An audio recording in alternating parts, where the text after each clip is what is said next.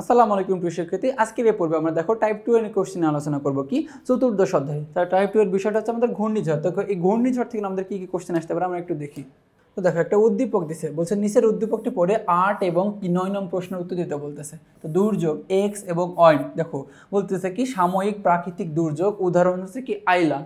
এরপরে আমাদের ভূপৃষ্ঠ আকস্মাৎ কি করেছে, কেঁপে ওঠে এবং ইহা ব্রহ্মপুত্র নদের গতিপথ পরিবর্তন করেছে। এটা হচ্ছে কি আমাদের বলতো, এটা হচ্ছে ভূমিকম্প। কি এটা হচ্ছে ভূমিকম্প।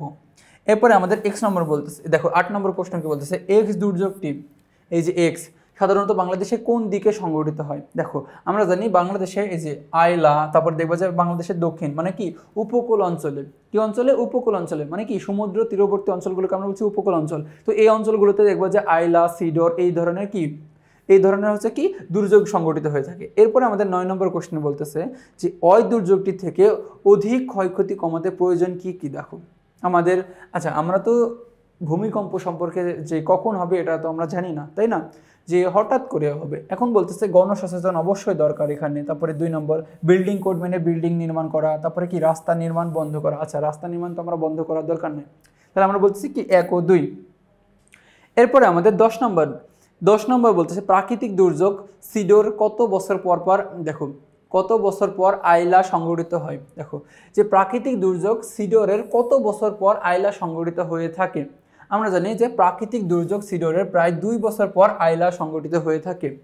এরপর আমাদের 11 নম্বর কোশ্চেনে কি বলতেছে যে ঘূর্ণিঝড়ের বৈশিষ্ট্য হলো কি। দেখো ঘূর্ণিঝড়ের বৈশিষ্ট্য কি, 1 নম্বর বলতেছে যে কেন্দ্রস্থলে নিম্নচাপ, 2 নম্বর বলতেছে কি যে চারপাশে নিম্নচাপ নাকি স্থায়ী প্রাকৃতিক দুর্যোগ নাকি বাংলাদেশের উত্তর অঞ্চলে অধিক পরিমাণে কি হয় পরিমাণে হয়। এখন দেখো ঘূর্ণিঝড়ের একমাত্র বৈশিষ্ট্য হচ্ছে কি কেন্দ্রস্থলে কি হয়, দেখো নিম্নচাপের সৃষ্টি হয়। কি বললাম, কেন্দ্রস্থলে কি হয় নিম্নচাপের সৃষ্টি হয়। এরপরে আমাদের যে 12 এবং 13 নম্বর প্রশ্নের উত্তর দিতে বলতেছে। দেখি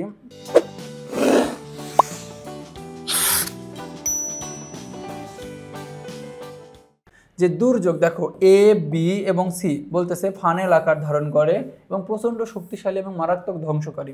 তারপরে বলতেছে দেখো বি নম্বর বলতেছে জলবায়ু পরিবর্তন, মানুষের জীবনহানি ঘটে। এবং সি নম্বর হচ্ছে কি অপরিকল্পিত নগরায়ণ, স্বাভাবিক জীবনযাত্রা ব্যাহত হয়।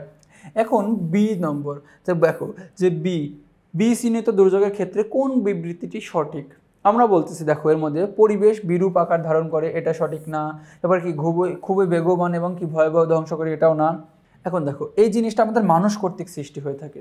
কি আচ্ছা এটা মানুষ কর্তৃক সৃষ্টি হয় না, একটু বিষয়টা দেখো আমরা দেখি। বি নম্বর জলবায়ু পরিবর্তন, মানুষের জীবনহানি ঘটে। এখন দেখো যে জমি হারিয়ে এবং মানুষ অন্যত্র চলে যায়, দেখো মানুষের জীবনহানি ঘটে।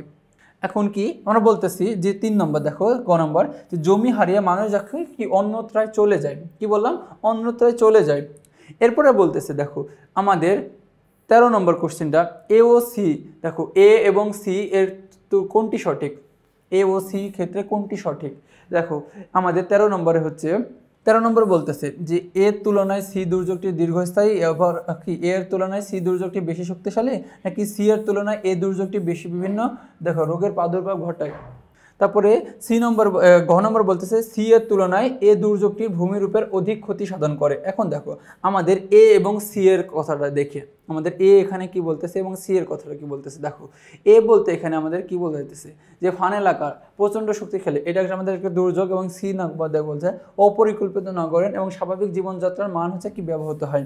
এখন বলতেছে এ ও সি, দেখো এ তুলনায় সি দুর্যোগটি দীর্ঘস্থায়ী। আচ্ছা এর তুলনায় সি দুর্যোগটি হচ্ছে দীর্ঘস্থায়ী হয় এবং কি এর তুলনায় সি দুর্যোগটি বেশি শক্তিশালী এবং সি এর তুলনায় এ দুর্যোগটি বিভিন্ন রোগের প্রাদুর্ভাব ঘটায় নাকি সি এর তুলনায় এ দুর্যোগটি ভূমিরূপের অধিক ক্ষতি সাধন করে। এখন দেখো আমাদের হচ্ছে এখানে যে সি এর তুলনায় দেখবো যে এ দুর্যোগটি বিভিন্ন রোগের কি হয়, যে দুর্যোগটি বিভিন্ন রোগে এটা হচ্ছে কি বিভিন্ন প্রাদুর্ভাব ঘটায় না। এখন দেখবো যে এইটা আমাদের এর তুলনায় সি দুর্যোগটি কি দীর্ঘস্থায়ী হয়ে থাকে, কি হয়ে থাকে যে দীর্ঘস্থায়ী হয়ে থাকে। আমাদের 14 নম্বর কোশ্চেনে বলতেছে বাংলাদেশে সিডোর কত সালে সংগঠিত হয়েছিল। এখন দেখো আমরা জানি যে বাংলাদেশে সিডোর সংগঠিত হয়েছিল প্রায় 2000 কত সালে 2007 সালে। দেখো এই 2007 সালে সিডোর সংগঠিত হয়েছিল। তো দেখো এর মাধ্যমে আমরা কি টাইপ 2 এর সকল কোশ্চেন আলোচনা করলাম। পরবর্তীতে টাইপ 3 তে আবার দেখা হবে। ততক্ষণ পর্যন্ত তোমরা সুস্থ থাকো, ভালো থাকো। আসসালামু আলাইকুম।